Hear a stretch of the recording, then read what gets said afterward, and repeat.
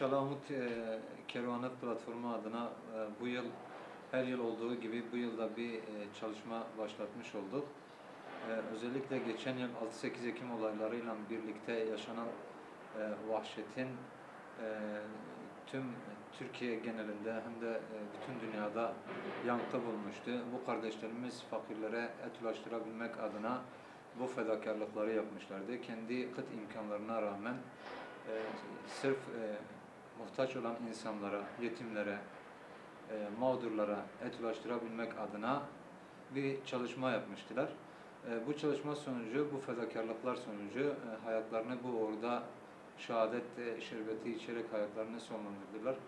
Biz de Yasin Börü ve arkadaşlarının davasını devam ettirmek adına bu sene yapacağımız kurban kampanyasının ismini Yasin Börü'nün ulaştıramadığı kurban etlerini sizler ulaştırın kampanyası adı altında bir kampanya başlatacağız.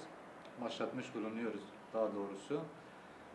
Bu kampanya birlikte Türkiye genelindeki bütün yardım kuruluşlarına burada sizin aracılığınızla bir davette bulunuyorum. Yasinlerin dağıtamadığı kurban etlerini buyurun gelin birlikte Yasinlerin adına, Yasinlerin fedakarane yapmış olduğu bu hizmetlere gelin ortak olun.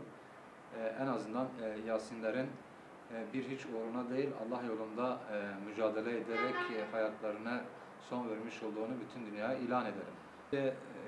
Şöyle düşünüyoruz, burada bizzat Yasin'in yetiştiremediği, muhtaçlara yetiştiremediği etleri, kurban etlerini buyurun gelin birlikte, sizinle birlikte Yasinlerin görevlerini devam ettirelim diyoruz. İmkanı olmayanlar için de kendi memleketlerinde en azından Yasin Börü'yü anlatabilecek, onu anımsatabilecek çalışmalar yapmalarını bekliyoruz, tavsiye ediyoruz. Müşterimiz özellikle burada yapacağımız kurban çalışmaları hakkında, kampanyamız hakkında bir beklentileri vardır. Biz bunu sizin aracılığınızla bugün duyurmuş olduk inşallah. Tüm kardeşlerimizi bekliyoruz. 81 ilden bu kampanyaya destek olabileceklerini bekliyoruz. Çünkü Yasinler İsmailce bir teslimiyetle sırf fakir ailelere et ulaştırabilmek adına, onlara kol kanat gerebilme adına bu çalışmayı yaptılar. İsmailce bir teslimiyetle bu uğurda hayatlarını ortaya koydular. Bütün Müslüman kardeşlerimizden beklentimiz budur. Bu kampanyaya destek vermelerini bekliyoruz.